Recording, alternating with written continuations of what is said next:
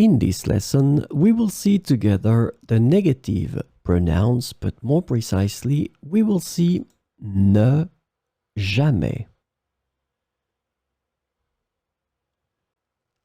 So the first thing that we need to define is the negative pronouns. So these pronouns indicate the absence of something. These negative pronouns are typically used with ne in a similar way to ne pas. So remember, this is the negative form, ne pas. So it means that instead of pas, we will use the negative pronouns. So we will have ne and then your negative pronoun here.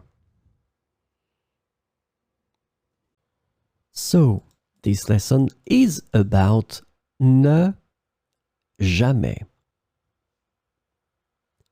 The negative pronoun ne jamais can be translated into English as never. So we will see some examples with ne jamais. Je ne mange jamais de fast food.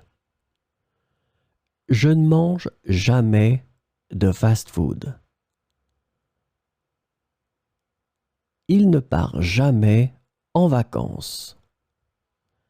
Il ne part jamais en vacances.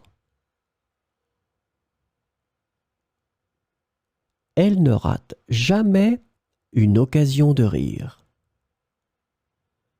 Elle ne rate jamais une occasion de rire. Nous ne faisons jamais d'erreur. Nous ne faisons jamais d'erreur.